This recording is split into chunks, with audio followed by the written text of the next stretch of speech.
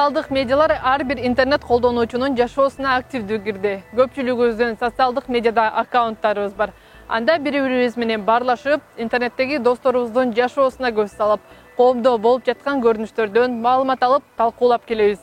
Бирок интернет айдыңында бири-бирин кемсинткен пикирлер, уят сөздөр, жасалма сүрөттөр, кимдир бирөөнү каралоо максатында жалган маалыматтар жана башка кемчиликтер орун алып келет. Siz мындай абалдарга кабыл болуу үчүн алдыдагы кеңештерди сунуштайбыз. Эң алгач эле социалдык медиадагы баракчаңызды коопсуз колдонууну билиңиз. Тактап айтканда Facebook, YouTube, Instagram жана башка медиаларга катталууда кеминде 12 белгиден турган оригиналдуу жана татаал сыр сөздөрдү колдонуу керек. Ар бир аккаунт үчүн бири-бирине окшобогон ар башка сыр сөздөрдү колдонуңуз.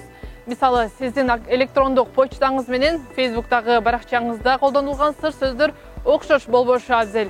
Аккаунтту дагы коопсуз кылуу үчүн 2 фактордон турган аутентификацияны жандандырыңыз. Анын биринчи фактору сыр сөз болсо, экинчиси сизге таандык болгон уникалдуу код.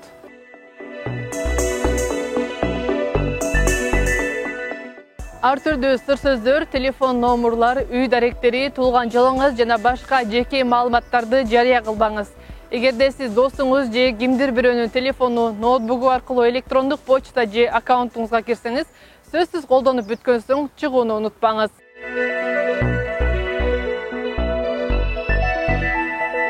Социалдык медиада чоочун адамды достукка кошууда этият болуңуз. Бейтаныш адамдын сизге жазган катына дароо жооп берип, ал суранган нерселерди ойлонбостон аткара бербеңиз.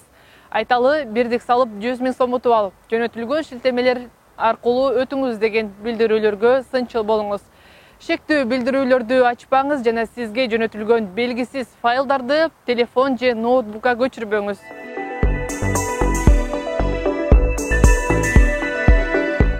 Жашыруун маалыматты, тактап айтканда банк картасынын номуру, пин-код, паспорттун маалыматтарын мессенджерлер аркылуу жибербеңиз. Сканерленген документтер менен каттарды жибергенден же алгандан кийин дароо өчүрүңүз. Аларды почтага сактоонун кажети жок.